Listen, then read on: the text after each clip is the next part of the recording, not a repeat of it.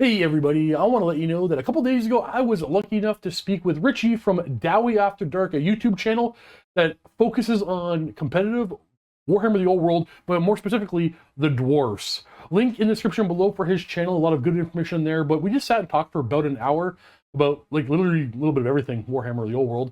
And then after the cameras went off, we talked for another 40 minutes about more Warhammer The Old World and random Warhammer YouTube stuff. But it was a very fun conversation I had with him. Let's take a look at that.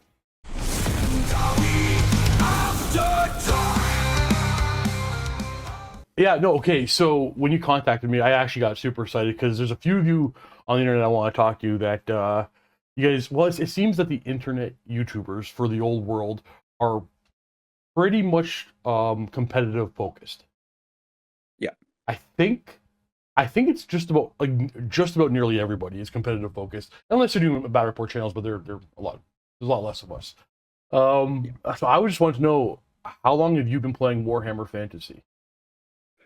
so I have been playing fantasy since I was about 8 years old. I did have a break, obviously, when you discover like drinking and partying and all that kind of stuff. So when I was like at college and uni, like it becomes that kind of like dirty little secret, doesn't it? But I can remember, so when I was little, my dad got me a box of goblins and started working with them. And you know, when you go and play with your mates when you're little and you just kind of go to a local club, you don't know how to play, they don't know how to play, so you just kind of roll some dice and you're like, right, threes to hit, yeah, sixes, you're dead, I win this game.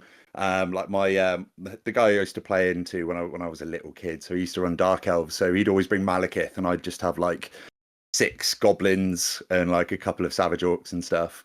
I used to love all that kind of stuff. It just grips you from an early age, I think. But then I used That's a very similar story that you get over and over again. We talked about anybody about their old gaming days. And then I used to play 6th and 7th competitively. Used to go to tournaments. I kind of dropped out during like 8th edition. And then I started playing competitive end times, which is just mental, right? Like there was so much stuff in that was just absolutely crazy. I got I've got my old dwarf army, which is the only one that I saved. So when they killed fantasy, I kind of rage quit, sold off everything. And I just kept my dwarves because that was my favorite one. It was the first army I painted, and it's all of the old like 5th and 6th edition stuff that I won't use now. It's just on a shelf. I'm just not going to touch it. I'm currently redoing that though, that I'm quite happy about. But when fantasy died, kind of threw my toys out the pram a bit, played 40k for a bit, then fell into Sigmar, played that competitively for a couple of years, and then completely just fell out of love with that. Once they started putting in like the secondary objectives and stuff, I hated it. So here in the UK, there was quite a thriving 6th edition fantasy scene. So there was like competitive events and there was narrative events over here as well. So I kind of talked to Alexander, who was running those. The events were called Resurrection. They were really good. Joined them, started playing in those, rekindled the love for fantasy. And then as soon as Old World got announced, it was like, right, ready to go. Going to restart my dwarves. It's going to be amazing. And then it's just kind of been a love affair with the square bases since, really. Yeah. So the way you answer that question is almost a little too perfect, because I was just trying to like ease into your history, but your answer literally, I have 6 more questions I want immediate answers for, and I'm gonna keep myself focused on this. But I have to touch on 2 topic things here real quick. What did you think of the end times? I wasn't going to talk about end times at all, but you brought it up. You enjoyed it. It sounded like you enjoyed it. Yeah, so the end times were crazy, right? Like the gameplay was amazing. It was probably some of the most fun I've had playing Warhammer. Like the magic was insane. Just everything that you could do was mental. I don't even hate the lore. Like I know as a dwarf player, they unceremoniously killed a load of our characters, right? Like Brit Belagar, right? But it was cool. Like it was all cool. It was really cool to see. Like I think a lot of people that talk about it online just kind of gloss over a lot of the details. They're just like, Karl Franz just got empowered and basically become like a Power Ranger. It's like, no, Sigmar, come down. Do you know what I mean? They kind of gloss over everything, I think. I'm of an opinion that the fact that the game was effectively canceled afterwards has warped people's memory and opinion of the whole story, which I actually thought was pretty fantastic. But that's a whole separate thing. Great, right? Yeah, I really enjoyed it. And you talked about AOS, and that's actually going to come back into like the reason why I really want to pick your brain about competitive Warhammer Fantasy at the moment. So, just for a little bit of backstory for myself, I've always really loved competitive Warhammer Fantasy. However, this is the first edition that I don't like it. I don't enjoy Warhammer The Old World competitive fantasy. Not that people shouldn't like it, there's different things, but for me, the way you build your list, it's something like, I'm assuming we play very different Warhammer The Old World. But I find the way you build your list in competitive Old World, the lists look far similar to Age of Sigmar lists from like late 2nd edition, early 3rd edition. When did you stop playing Sigmar? Did you play it in the 3rd at all? Yeah, so basically, I dropped out as soon as they started putting in the secondary edition. So secondary objective. So I think is that 3rd edition? I honestly, I think those were in 2nd, I believe, but it might have been just 3rd. Yes. Yeah, potentially. Whenever that was, yeah. So whenever that was, I just kind of dropped out then. So I used to play Slanesh in Age of Sigmar. So I played them before they got broken, and then they got absolutely broken for a bit. And then you just kind of ride on that success then. So like in Sigmar, you're like, yeah, I'm an amazing player, where really it's the army that kind of dragged me through, right? But yeah, as soon as it started to not become about your tactics in the game, and it was like, can I run 3 units at the same time? Can I do this? And I was like, I don't want to play a little mini game inside the game that's got nothing to do with battle. I just don't think like a general would sit there and be like, right, so if I run 3 of my cavalry units at the same time, I'm going to win this. So as soon as it kind of got to that, I lost my kind of like the realism. I know obviously that's stupid to say with Sigmar, so but fantasy wasn't there. I want to pause because I want to point out to the people who do love Age of Sigmar, I actually don't think it's a bad game. It's not for me, and I didn't realize Age of Sigmar wasn't for me when the Old World got re-released. Now, to explain fully, I was playing professional Warhammer 40k for the last 10 years. Being paid to play Warhammer 40k. And I love Warhammer 40,000. When the Old World came out, when Old World got dropped officially, I struggled. I almost stopped playing all 40k in Age of Sigmar. Now, the reason for me, and I suspect many of us old Warhammer Fantasy players would probably identify or at least relate with what I'm about to say. That was when I realized that modern war games play closer to board games, and Warhammer Old World, Warhammer Fantasy is what my mind says is a war game. You put your models on the table, you do maneuvers, there's not a lot of missions, not a lot of things you have to do. I don't have to take a unit and just run to a corner and say, hey, I'm going to score points now, and basically like take all immersion of the fight for me. But at the same time, I want to defend the people. I want to defend the Age of Sigmar community, or even the 40k community, that there are a younger generation that's their version of a war game now. If you ask the generation before us, the way you and I play, or even like 6th edition 6th edition Warhammer Fantasy, is not a war game to them. It was too structured, too balanced, too many points, it's fair for both sides. So our generation, Warhammer Fantasy is the war game. Modern games from Games Workshop are more like a board game. They're not a board game, but more like a game. And I suspect that the next generation is going to complain about the next generation saying their game isn't a war game. And when I played Age of Sigmar 3rd edition, that was a war game. I think it's a problem, not a problem. I think it's a cycle that's going to be a forever, never, ever going thing. But I want to say, like, I'm not here to bag on 40k or Sigmar, but I, came up on Warhammer Fantasy 5th, 6th, 7th, 8th. So it's a different. What a war game is in my head is different from what it is modernly. I don't know if that makes any sense to you. Okay. Yeah, no, 100%. I'm exactly the same. Like, I'm not going to sit here and say Sigmar's a bad game. It's not for me. Like, I played it competitively for 2-3 years. Love it. The models are absolutely stunning. It's when there's other alternatives out there that I prefer, I'm just going to play that. And that's just a me thing, right? Like the game is great. Loads of people really enjoy it, and the models are absolutely stunning. So we can't take anything away from that. And it's been a great success for Games Workshop as well. So if you enjoy Sigmar, then that's great for you. It's just I prefer Old World. Absolutely. So that being said, we are now going to say things that we don't like about things, and we're going to probably say things we don't like about Warhammer Fantasy. We're not here trying to bang on anything, but just give us some leeway. We're not here to hate on anything. That being said, the reason why you just brought to the direction I wanted to get to eventually anyway was, so if the competitive scene start adding objective type things to the game, is that a plus or minus for you? Now, to be fair, I know the answer because I watched one of your recent videos, but do you think playing objectives would be a good thing competitively?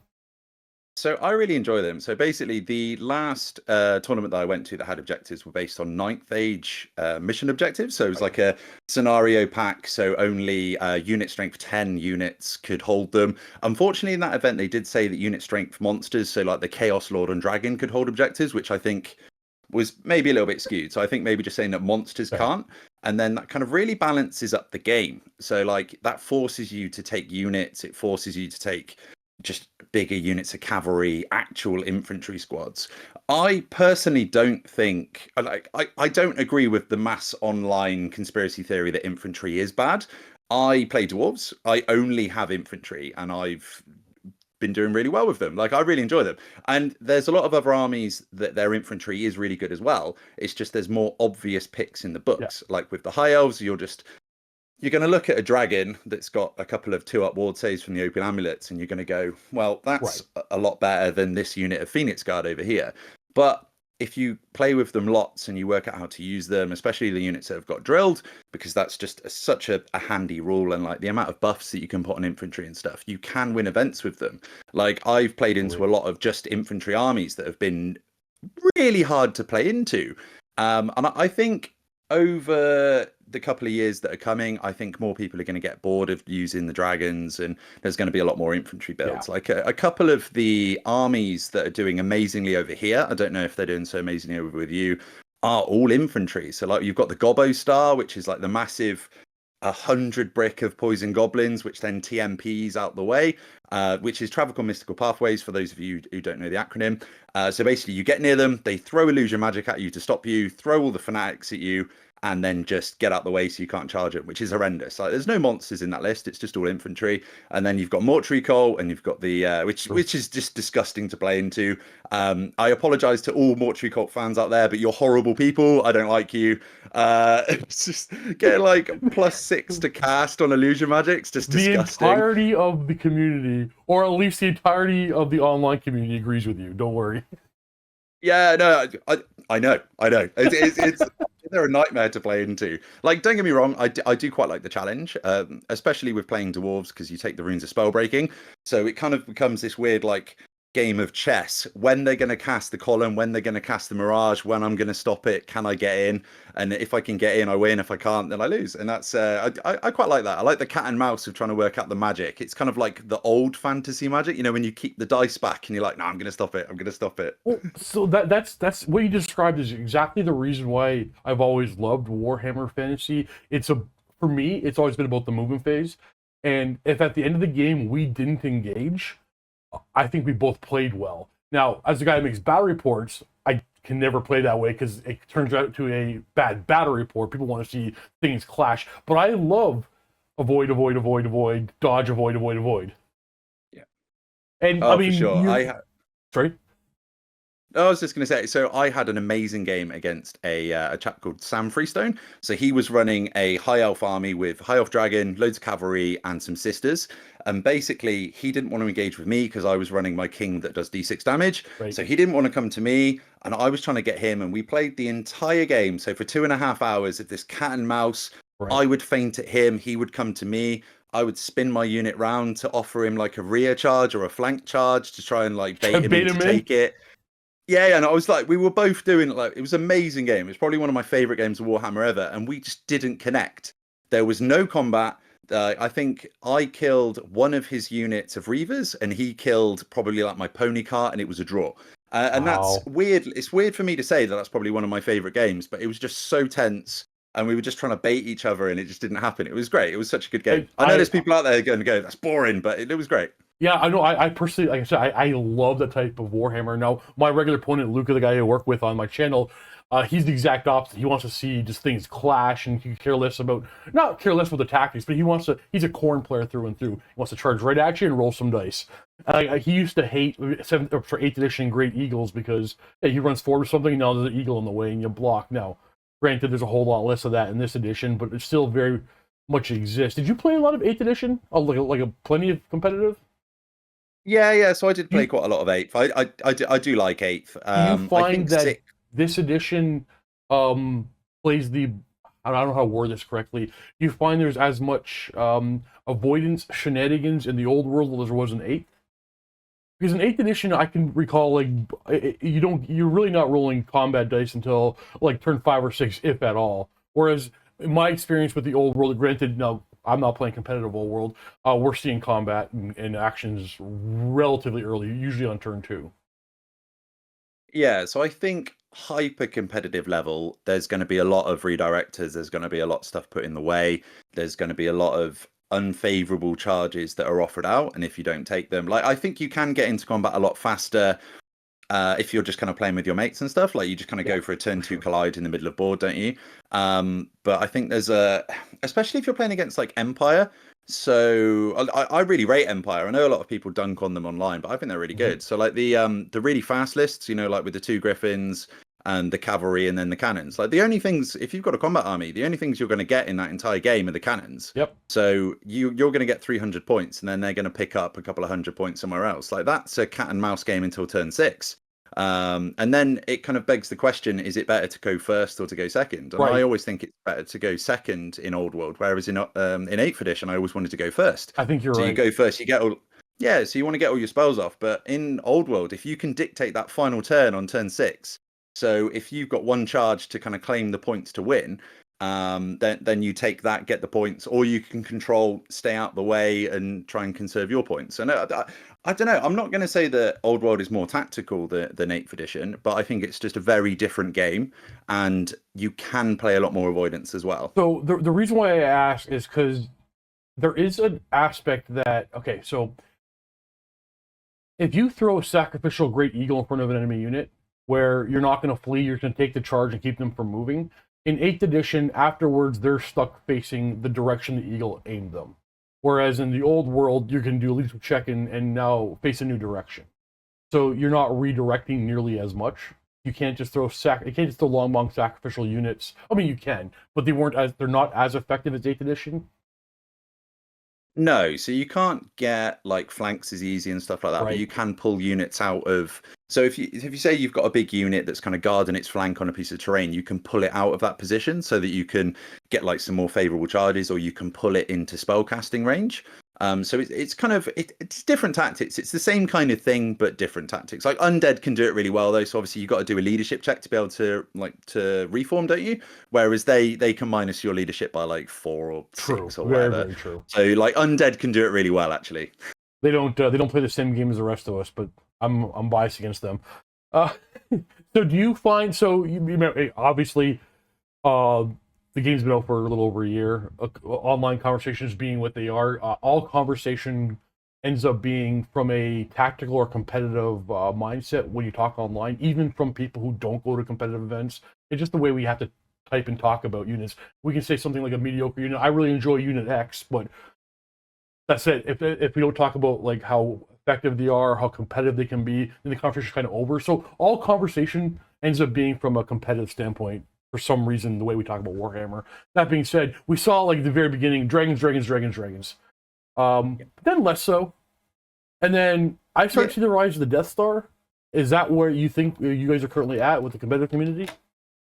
Yeah, so I think there's a couple of different ways that you can play. So you've got the monster mash lists, which are like the multiple dragons, like Chaos taking the Chaos. Like it's good. They're really good. Like the points contended in one place that can absolutely smash stuff. Like if you can get a really good charge with that, you can just start working through units. Like that's still good. But then to counter that, you're going to take the Death Star. You're going to try and get up to combat res 7. 7's the magical number, because then all you've got to do is give it your unit champion. It can't score any more than that, and suddenly you win combat. Like the dragon physically can't win combat about that.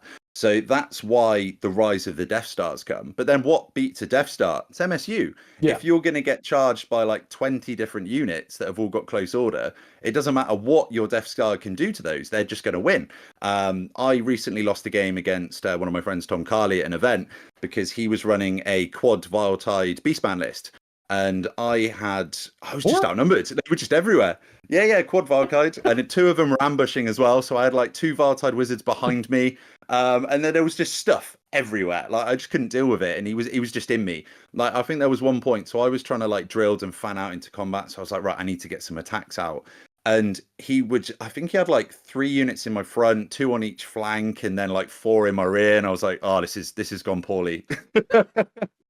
So I think it's fair to say that. Well, I'll ask. So when you when you're going to your next event, you expect to see something you haven't seen yet. Yeah, I think there's innovation coming all the time. Yeah. I know a lot of people online think that the cookie cutter army lists and every army solved. I couldn't disagree more. Right. There's always new things to find. It's just people not necessarily don't try, but it's that people haven't like delved in enough to try and find it. Like especially with dwarves. Like the main reason I started my channel was at the beginning of the edition, everybody was so down about dwarves. Like dwarves weren't winning anything. Like our win rate, I'm going to say win rate. I know obviously that there's kind of a little bit of a backlash against the competitive scene a little bit, but I don't know. Like you were saying before, like everybody does talk about Warhammer competitively, right. And then it gets a kind of almost a bit of a bad name, doesn't it? For some reason, I don't know why. Like I think you can enjoy both ways, like a narrative game. But yeah, going back to the dwarves, so I took them to some events, and the first event I went to, I drew all of my games. I didn't win a single game, but I didn't lose one. And I was like, okay, kind of onto something here, I think. And then started to work out some different tactics, kind of going against the grain a bit. Managed to win a couple of events with the dwarves. And then the Arcane Journal come out, and then the Royal Clans, and I kind of went into like a Death Star, which is buffed by the Toughness 10 Anvil, and then started to win a few more events. And now dwarves are one of those armies that people genuinely kind of fear a little bit. So in that year, they've gone from being an absolute joke that everyone was like, "Oh, dwarves are one of the worst armies in the game," to now they're a really good army. Like everyone's saying, they're like B tier now. I have to thank you because right from day one, so literally almost like the first month, maybe the first couple of weeks, I made doing some live streams, releasing everything. Right, we're gonna rank the armies. We know there's no data, there's no information. We're gonna do this just for fun. But right from day one, I made an argument like I think dwarves are one of the best armies in the game. You know, I'm coming at it from we're playing a lot of games with infantry, we're playing rank and playing Warhammer the Old World. These things are leadership 9. They have the lowest model in the army has higher leadership than the highest leadership in a bunch of other armies. With the fallback in order mechanic and initiative, I strongly believe is just, I mean, don't get me wrong, it's a fine stat to have. I don't think it's useless, but like the initiative 2 or 1 does not make a bad model whatsoever, in my opinion. No. I thought dwarves are going to do fantastic for many reasons, and I got a lot of pushback, a lot of hate for it. And then you started winning stuff. I'm like, look, guys, see, thank you, Richie. See. I said everybody, I would just link your channel as a response to a comment. I'm not arguing here. Oh, that's amazing. Thank you very much. Well, so the thing is, like, okay, so what you just said, okay, so even so the one problem that we have in our game, our community, is it's actually very small in comparison to things. It's a fantastic community, so we love the community. It's not small, but in comparison to other online games like Warhammer 40,000, for example.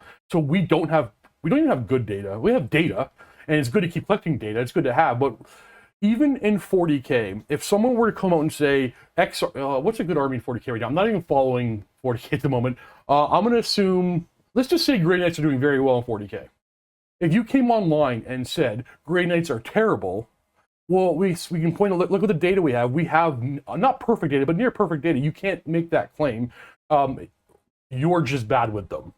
Or if an army's really bad, if an army's good and somebody says it's really bad and you're bad with them, or maybe you keep getting beat by you lose over and over and over again to ogres, over and over again. It does not mean ogres overpowered. It means the guy you're playing against all the time is just better than you. And I find gamers can never factor that in their opinions.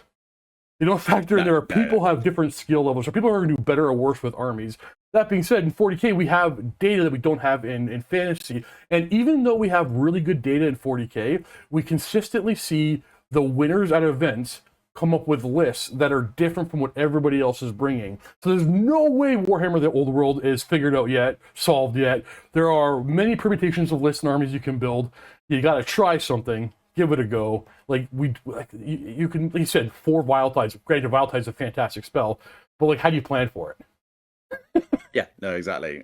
There's so many permutations in every single army, and there's so many different tactics that you can use. So, like, especially even with in like dwarves, like how many runes have we got? How many rune combinations have we got? In high elves, how many magical artifacts have you got? And then you can buff those with spells Do you take MSU, or do you go into the massive White Lion brick and just sit? And the thing is as well that everybody seems to forget about is on the tabletop you have terrain. How do your models interact with the terrain? Because everybody just looks at model versus model, stat line versus stat line in this kind of weird vacuum.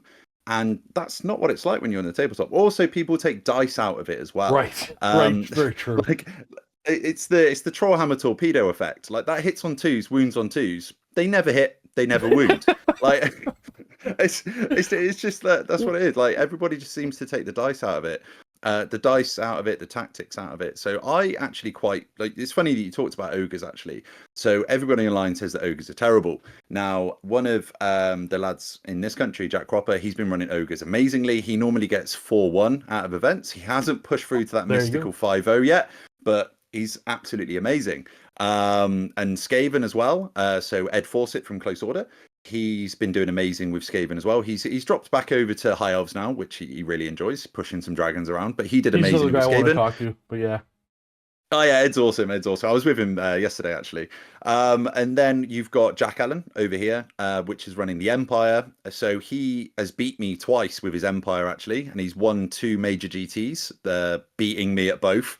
With Empire, like I don't think any army is bad. I think that you've just got to find your way to play it. And I think if you get an army, so say that everybody has the same skill set and you're a really good player, you pick up an army, you don't do well with it. I would personally say that that's down to your play style rather than the army being bad. Because everybody's like a different kind of player. Like I'm a dwarf player. I won't play anything else now. That's just what I really enjoy. Like I don't think I could push a dragon around. I don't think it'd feel right. And then you've got the dragon players that are absolutely amazing at that, popping arcane urgency and flying them miles away, and like they can just see the geometry, right? But it's just different styles. Do you think characters are overperforming in the games? So let me ask a question before you answer that one, or more make a statement. So another thing, you talk about dice. In Warhammer The Old World, we are seeing far less attacks in a combat than we would typically see in 8th edition by far. Even, I think, less than we would see in 7th edition. Probably closer on par with 6th edition. So in modern war games, Age of Sigmar, Warhammer, 40k, you're going to run roll 30, 40 dice in a roll sometimes. So when you roll all those dice, the larger the dice pool, the averages, even out more. When you only have 6 attacks, you may have 6 chosen knights attacking 6 goblin wolf riders. Now, the chosen knights could win, but if you're only rolling 5 dice each, dice really swing the dice roll, like the probabilities. Those wolf riders can beat those chosen knights. Now, you're not going to bet on that, but it does happen far more often. The outlier happens far more often in the old world than in 40k Age of Sigmar. Until you add characters. Characters, I find, are this edition as effective, or probably as effective as they were back in 5th edition, back when we all called it Hero Hammer. And I don't know how you felt about it. Did you play 5th edition? No, so I never played 5th edition. I started in 6th. Yeah, right. I started in 6th. So 5th edition, it was the Hero Hammer edition. You basically had your hero who cost like 500,000 points, and then your minimum 3 other units and cannons if you had access to them, and the characters did all the work. 6th edition comes around and like the philosophy of the game kind of like completely changes, and it's all about blocks of infantry and you want to have ranks and flanks, and that's when it's also, those were my formative years for Warhammer Fantasy. I was actually very, very young in 5th, but those were my formative years building what rank and flank Warhammer should be. And you're just having a lot less attacks, and attacks are coming from units. Characters aren't carrying the day. What I find Old World right now is, I don't know what the right word, but I'll use the word carried by the characters. Like a unit of even goblins will do damage in combat when you spend just 100 points on a couple, like they're 55 points for like a goblin lord or whatever. There's a lot of strength 6 attacks, and add all your combat res, all your non-static combat res. Yeah, I find the characters are I don't know. I would like to see characters toned down, but I don't know if that is in any way a concern for the competitive community, or even at all. Like, does that add? Oh, I'm all over the place right now trying to find what I'm trying to say, but does that add to the lack of rank and flank that we're seeing in competitive games, or does that not exist? And that's a false I have in my own head. No, potentially. I mean, like most people will put 1,000 points of heroes. Like I normally run 1,000 points of heroes, but that's just because I like to run the Death Star, and then that's buffed up by the characters. So like I like to take a BSB, I like to take the Anvil to buff them up, and then I like to take a King, obviously the King with the D6 damage, so that can kill dragons. I think when you're building an army, you need to try and find answers to things that people are bringing. Right. And if the heroes are the answers to that, then that's what you take. If it's the units are the answers to that, so like Dave Brewis, who's on Team England with us, he runs the Goblin Death Star. He has 1,000 points in core, so he doesn't actually have that much points in heroes. Most of his damage is coming from fanatics and from poison shooting, which is given to the unit from a banner. So different armies don't need them. Like say Vampire Counts, Tomb Kings, they're going to spend the entire points in their heroes. Like they're going to go 1,000 points. Chaos as well, probably. I would say Empire, probably not so much. But there's a few armies that don't. But I'd say they're probably more the outliers, as heroes are just really good, right? But I think it more comes down to monsters rather than heroes, because I find magic in this edition a lot less impactful than in previous editions. Like 8th edition, it was nuts, like with the Purple Sun. Even in Sigmar, like magic is crazy, right? Whereas in Old World, yeah, for damage for sure. Like you get illusion magic, which is obviously really impactful in the game. But if you can stop them, like they're quite hard to cast. Obviously they're quite hard to dispel as well. But I would say illusion is probably the most impactful. I don't think the damage is that crazy from magic in this edition. But it's the monsters, it's the ridden monsters, it's the stomps. I personally don't like stomps, but that's because I don't have access to them, so I might just be a bit salty about it, right? Fair. Yeah, we do have a bit of a toughness 6 meta-ish. Is it fair to call it a meta? Well, yeah, the more toughness 6 you can throw, the better. Or especially if it has Swift Stride. But you're finding stomps to be the issue. Fair enough. So I'm setting lists constantly, and I think without fail I can say I'm gonna do that fake number thing. Like 85%, 90% of them spend a full 1,000 points in characters or close to in every list I'm sent. I find that's I guess there's a few outliers. These are the ogres or the goblins, but I find that's in every list: Bretonia, High Elves, Chaos, Wood Elves, ogres. Yeah, like no, literally everybody. I think there's a double prong reason for this. I think because you're looking at those characters and you're like, right, my really expensive lord can kill your really expensive lord. So you're like, right, so that can just win me the game. So like a Bretonian Baron with the just roll a 6 to kill a dragon. So you get that in, you kill the dragon, you've probably won the game. So you're kind of betting on that to happen, or to keep your units alive. And another thing is as well, it's the more you invest in your heroes, the less troops you have to buy, you have to paint. So it is keeping the numbers down in the armies as well. Like I think like a full MSU army with loads and loads of models could potentially do better than an army that you've spent 650, 700 points on a Chaos Dragon, because then you can just keep avoiding the dragon and kill everything else. Right. But who's got time to paint all of that and move all of them around in a game, right? So is there anything, if you're playing a game, is there anything you dread going up against with your dwarves? I'm not even faction wise. A particular, like, I don't want to deal with that dragon with that combo, or is it just a mortuary cult and their spells? There's something that you fear with your dwarves. Yeah, so it's mortuary cult. So it's mortuary cult, and really, yeah, mortuary cult, and really, funnily enough, as well, Empire. Like, I'm really bad into Empire. It's not the static Empire lists. It's the really fast Empire lists, because they just don't engage. They just don't engage. I'll like yeet at them. So if anybody doesn't know, it's basically with you can drop into marching column with drilled. You can move 12 when you've got the cart next to you, pop the anvil, and then you can move another 12. So a dwarf unit can move 24. If you give them the stroller's banner, then you get an extra 3-inch movement before the game. So 27-inch moving dwarves. So suddenly you're the speediest guys in the army. But yeah, you just can't catch them. You can kill the artillery. That's it. Like I said before, it's like 300 points. So everything else is going to fly away from you. And I really struggle to get a win in against the Empire. And especially if they've got illusion wizards as well, they're going to try and mirage you. They're going to try and column and crystal you. And that's exactly the same thing against the Tomb Kings as well. The Monster Mash Tomb Kings list isn't too bad because they're throwing the monsters at you so you can get relatively easy points. So if they throw one Necrosphinx at a time, you can bang that out, kill the next one. And it's the so their dragon as well, the Tomb King that gets you to re-roll your wounds into him as well. Deal. Like yeah, it's quite a big deal. Apart from with the royal clans, you're getting the +1 strength on the follow up, so you win combat and then you're wounding it on 2s or 3s, and then re-rolling those isn't so bad really. Fair. No, you go up to strength 7, so you're winning on. Yeah, you'll be on 3s. You're right. 3s. Yeah, winning on 3s. So, yeah, so it's not too bad really. So you answered the question in the form of like what army you're gonna face. I'm thinking so that the dwarf unit you want to run. There's not a single unit I can think of in any of the armies I would send at that dwarf unit, like one for one. Characters or not. Now, granted, hopefully you don't get the anvil off and the unit's a little slow, and you can engage it on 2 or 3 fronts, and that's how you fight the unit. But I wouldn't send a single thing to charge that unit of dwarves one for one. Is there a unit that you actually would fear? With the king in there who can kill every character coming at them, the dwarves themselves are just resilient enough or just offensive enough.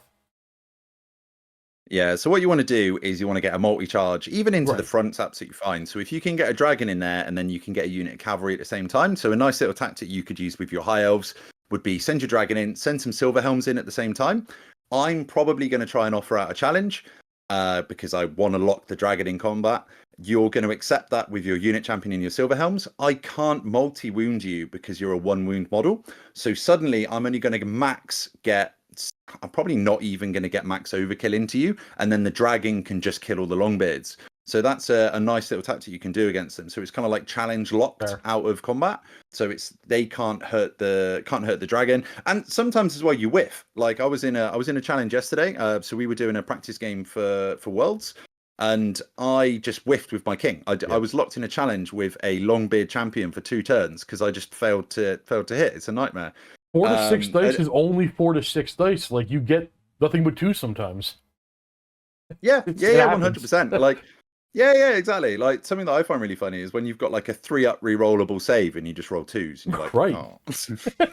Right. No, it does. That's what I talked about earlier. Like the amount of dice we roll in this game are so small that the outliers happen far more often than modern war games. Now you personally have no problem seeing a dragon on the table every time, every game. Does it bother you? No, like the thing is, I think you see a lot more dragons in casual games than you actually do in competitive games, which is a really weird. Would you? So I almost never see them.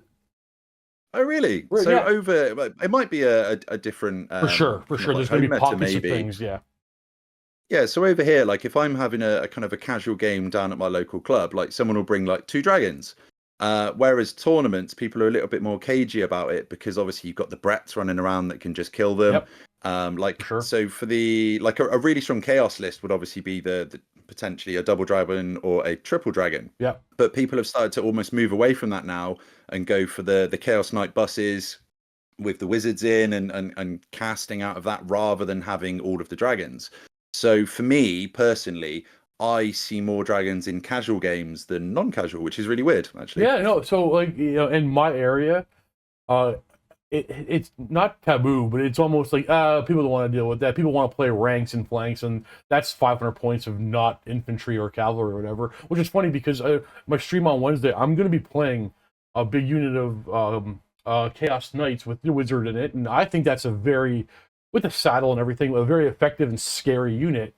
But my community, the casual community, would much rather see that than a dragon any day of the week. Now, they want to see a dragon every now and then, but for the most part, the casuals, I find, don't like dragons, don't want to see dragons, don't want to see them on the table at all. That's why I rarely bring them or rarely play against them these days. I just assume you're seeing them all the time competitively. No. So I have actually been to some events where there hasn't been a single dragon player. So like events of like 30, 40 people, and there hasn't been a single dragon. And the weird one for me as well is you don't normally see dragons at the top tables either. Actually, like don't get me wrong, like you'll definitely get like a really good. I'm aware.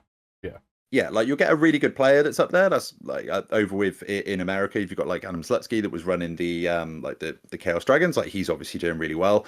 But the dragons are more of kind of like a mid to low table menace. Like they're just ruining people's days because you can't deal with a toughness 6. And it's my opinion. Just to be clear, my opinion is I don't think dragons are. I think they're a little efficient for their points, but I don't think you bring a dragon you automatically win. I think for myself, and I think I'm going to try to speak for the casual community, but I can't speak for everybody. It's more of it's the play style of it, where it's a big, fast flying, scary thing. It's not the I'll say it again and again. It's not the rank and flank game they want to see. They want to watch. Yeah, no, I completely agree. I do think they're a little bit obnoxious. It's just the fact that you can go, my dragon's going to kill that, and you don't even have to roll the dice sometimes because you're going to go into this unit, you're definitely going to kill it, and it's not even the attacks because you can whiff your attacks right, but you're going to get the stomps, the automatic AP2 hits. You're wounding on twos.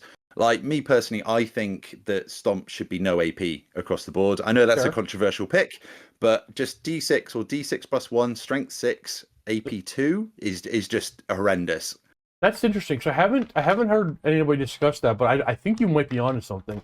It is the tough. This applies to pretty much everything toughness stakes. Like, is the big monster thing is their only problem the stomps? Because you're right. Because they have typically 4 attacks on average. I mean, Dragon has 6, but let's say 4 or 5 attacks on average for these monsters. They still got a hit. And there's exactly. You can whiff those, right? But you're not gonna whiff 6 or 7 dice on 2s, are you? Like, it's just not gonna happen. That's interesting because I legitimately have not considered that, but I can remember even yesterday in my game I was playing Mitch on just a handheld battle report, and we're talking about I'm gonna send in my character to fight you. It's just it's a griffin. It's just doing math back and forth, and then oh, I got to reroll the hit and everything. But then so once I get to the stomps, I hit you automatically. It's D3 hits. There's D3 plus 1 hits, automatic stomp. So I hadn't considered that, but you got my mind going. What if we just change stomps? Do you think it's just the AP? Or I think so. Yeah, no, I think so. No, I think if you just drop the AP, I think it'd be a lot less obnoxious. I'm definitely going to get a load of hate from this video now from monster lovers, 100%. No, we have to put these ideas out there because the game's not perfect and it never will be perfect, and it will constantly change. And like we could talk about ideas that, and then we'll never talk about it again, or they end up in the game system eventually. But no, if we stop talking about it, one, it's boring. This is the fun part for me. I love just the theorizing. I could talk about Warhammer The Old World forever. But made me think of something. I almost talk about Warhammer all day, every day, 7 days a week. And this is something I've never thought of or considered, had a conversation about. And it's fascinating to me because I would actually now like to see a change to stomps. Yeah, exactly. When you think about it, you're like, oh yeah, that is the obnoxious part, actually. Yeah, no, for sure. It's just the AP because they don't get AP against other monsters, so why should they anytime? Like, I'm okay with it. Man, I would like to playtest that. Well, I mean, I often play with monsters that aren't behemoths. They have no AP. And yeah, those stomps, they're fine, but yeah, they're not just like instant death. Huh. Yeah, and I think that's definitely something that kind of puts off newer players, right? So you've got your new infantry squad that you've been working on for absolutely ages, and it's one of your first games of Old World. You push that infantry squad up, someone charges into you with like a dragon, or just any other kind of ridden behemoth, slams into you. You get him in combat, and he whiffs 2 of his attacks. He manages to do 2 wounds to your unit. You're like, oh, nice. The dragon whiffs and does 1 kill. So you're like, oh, I'm going to win this. And then suddenly they get 7 stomps and just absolutely slam you. And you're like, oh. So okay, I just wrote that down. I want to talk about this to somebody else. But so everybody I've ever played has always said the line, I roll terribly. I personally can't say that. I know I always roll well, and I always roll 6 stomps.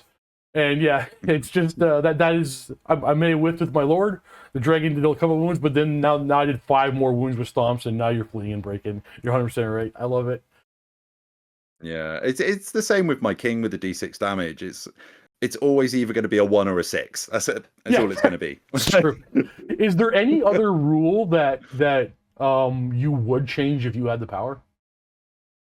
So I really don't like the charge reaction for when you charge into a. So basically, if you do a flee reaction and then I restrain and go into a different unit, I don't think that unit should be able to react. I know they can't stand and shoot now, but they can flee.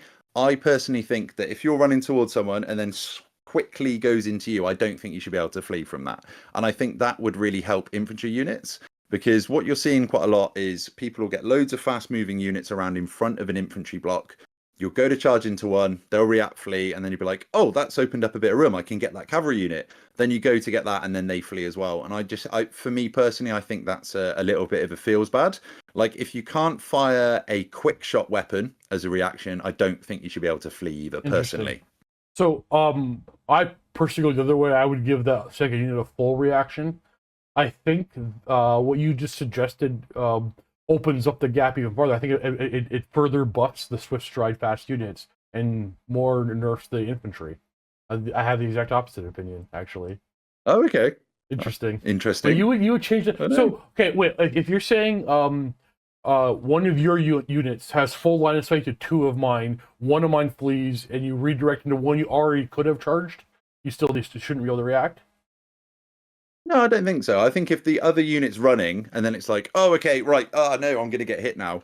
I don't think you should be able to react to that. Personally, that's just my opinion. Because it stops the infant. It's just annoying then because your really slow moving infantry block can't actually get any charges into any of these fast moving units. Okay. Anything else? I don't like screams. Yeah, I don't like screams. Nobody does with the vampire kill players, dude. No, I know. Yeah, the wailing dirge. It's not one of my favorite rules. Like, don't get me wrong. I absolutely love this game. It's just there are kind of like minutia that I would probably change.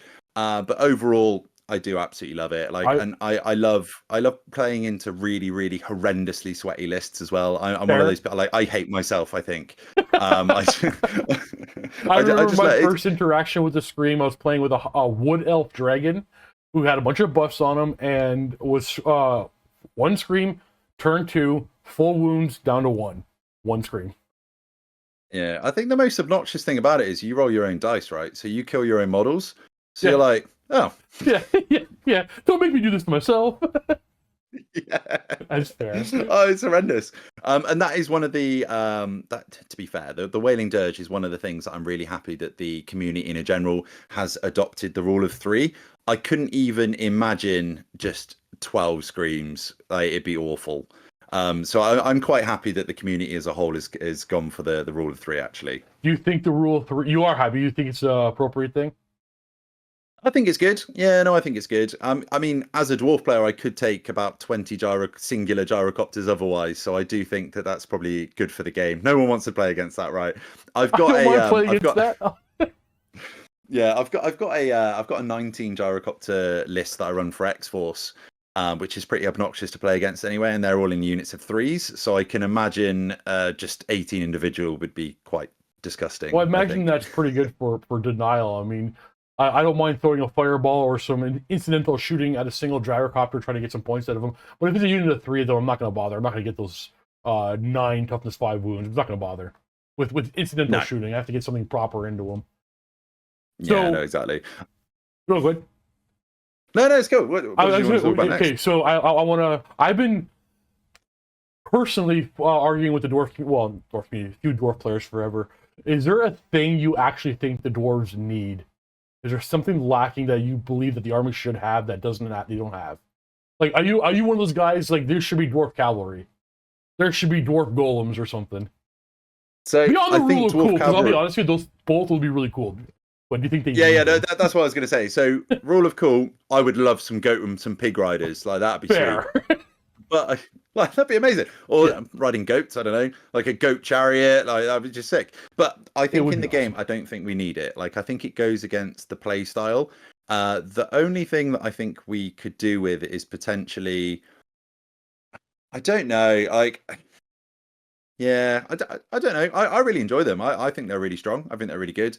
They are lacking in the bits that they should be lacking in. They're strong in the bits they should be strong in.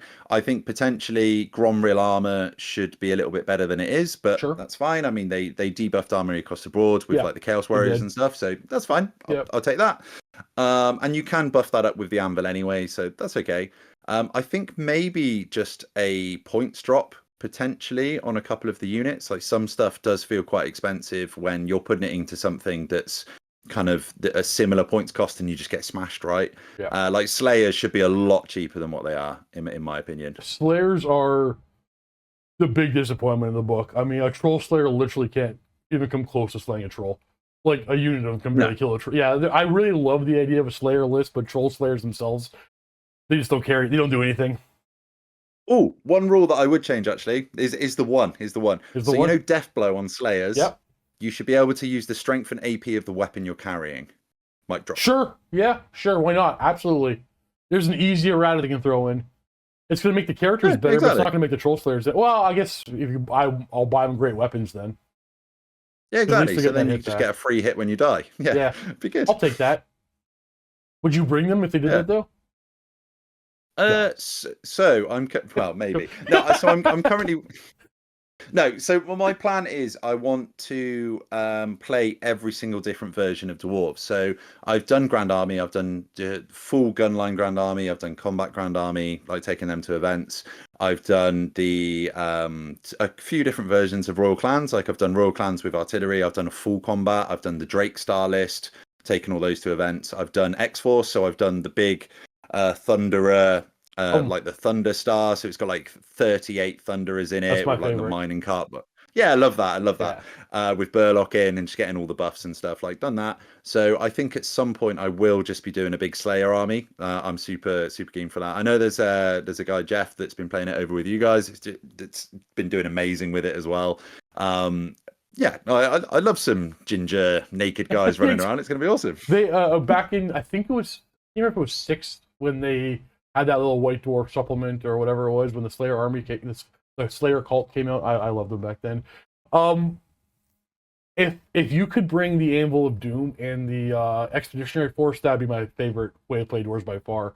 But you don't think the dwarf? The reason why I asked earlier, you don't think the dwarf cannon is warranted to have a D3+1 damage? That actually irks me more than anything else. Don't get me started. Yeah, okay, fair. All right, you're saying it really, really, really bothers me. Lore, game-wise, whatever, fine. Lore-wise, why we have the most inferior cannon over here? The thing is, right, you talk to an Empire fan and they're like, well, we took the design away and we improved it over the last 100 years while the dwarf engineers are just stuck in their ways. And it's like, yeah, but the dwarf cannons are literally imbued with runic magic and they're crap. Yeah, that is. If I agree with you, I want to make Slayers a little bit better. But that if I had the magic wand power, that's the one tiny thing I would fix. Is give them D3+1. That's it. That's all I really want for my dwarves. Strength 9 as well would be quite nice, actually. Sure. I'm happy with 8. One pick less. Yeah, I'm happy with. I just want that best cannon in the game being the oldest technology, the least technological cannon, the Bombard. It irks me even more. It's another slap in the face of the doors. Yeah, I know. It's if you look at the Exiles Bombard, if you look at their misfire table as well, their 6 is amazing. Yeah, it's better. Like that thing just blew up half the time. I know. And then actually, now we're on a grudging, right? So the grudge thrower. So grudge throwers. Now, if you compare that point to point to the Doom Diver, it makes ours look terrible. Doom Divers are amazing. Oh yeah, they are 95. Okay, hold on. You have a much better crew. They're the same. Okay, right. We're toughness 4. They're the same ballistic skill, and the Doom Divers get the D3 move back. They're so much more accurate than we are. They're so good. Oh, right. We're on it now. We're on it. So, bolt throwers. Why are our bolt throwers the same ballistic skill as Goblin crew? I think if dwarf bolt throwers are ballistic skill 4, I don't think that would offset the balance. I think that would be more than fair. That being said, there's a bit of history here where they've been ballistic skill 3 forever. I'd be more upset that, I don't know if you, like the fact that Thunderers and Quarrelers went from weapon skill 4 to 3, why did that happen?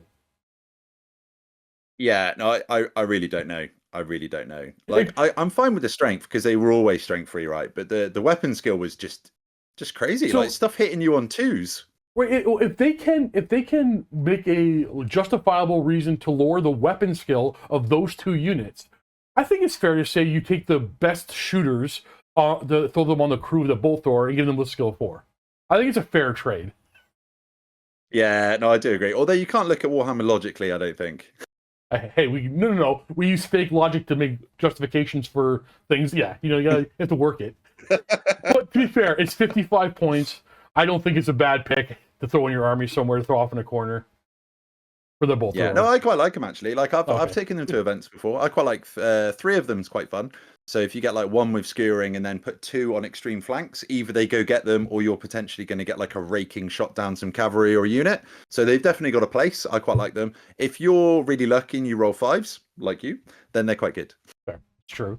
What about we have a model we dubbed Beardy Harry. It's just the Thane with Rune of Bursting, Rune of Accuracy. It's the 2 shots always sitting on 3s, 2d3 hits. Is he a mainstay in your list? So the Fireball Thane. So if so he's in every list apart from my Royal Clans list, which is the Yeet list. I just can't afford him, so I've already got 1,000 points in heroes. So I've had to drop a Thane out to be able to get a Runesmith BSB in. So in Royal Clans, you can upgrade a Runesmith to be BSB, and I think you need to have magical defense in this game just to stop illusion. That's the only reason it's there really. So with the Anvil, I like to put toughness 10 on it. Then stuff leaves it alone because dragons and stuff can't kill it. The only thing that can kill it is Empire Cannon. So you just hide it behind something or put it on a hill. Then it kind of the bounce kind of stops, doesn't it? So they have to be quite lucky to be able to hit you. And then the king with the d6 damage, Grom, Real, and Preservation. So you're locked out at about 1,000 points. So I can't afford him in that build. But Grand Army, love that. X-Force, absolute mainstay. If you're taking a full gyrocopter list, you're going to have this guy running around by himself, absolutely blapping everything. And he's so good because you don't take any minuses to hit. So anything that's in skirmish that can potentially debuff you by like 2 or 3 to shoot, then you can just absolutely destroy them. So like the Skaven Cloud, they like -3 to hit. So you just shoot into those. Ethereal as well. So we were talking about the Wailing Dirge earlier, the Ethereal Banshees. You can just bang them out because it is magical shooting. So that's a really good use for him as well. And one of the best things that a lot of people don't really think about with him is if you put him in your big block, when you get charged, that goes into combat res for any wounds that he does. And it's just free combat res. It's so good. I love them. Yeah, they're so good. Yeah, no, it's absolutely brilliant, isn't it? I've used them loads actually. So I'm working on my team's army actually, and I'm putting one back in. So the Anvil's getting dropped and one of them's coming back in. They're great. Really? They're awesome. Yeah. Oh, but Wrath and Ruin, man. Wrath and Ruin. I love that spell. I know that's not why you're bringing the Anvil, but it's one of my favorite spells. All right, Richie. So sorry, I was going to say, go ahead, finish your thought. Yeah, so so for me, that Anvil's more about the rerolls to save, so open steel, and then just yeeting forwards and just getting in the face. Yeah, and it's a tough model to kill. It can, hold up actually a lot of things for a while in combat. Why don't you tell everybody where we can find you? DawiAfterDark, my favorite Dwarf channel.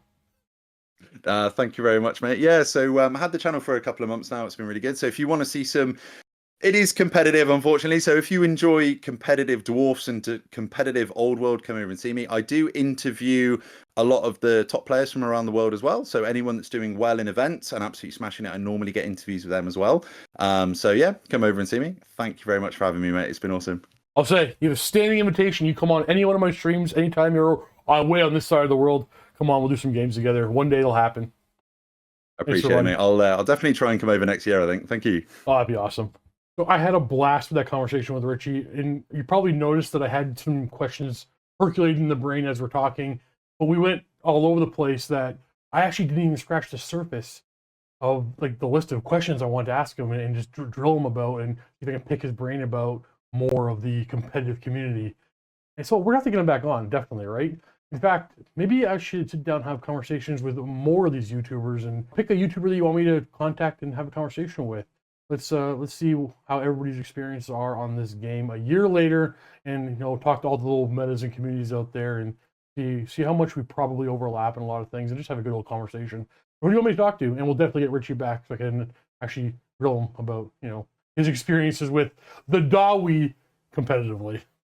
Thanks for watching. See you the next one. We'll do more of these for sure. Happy wargaming.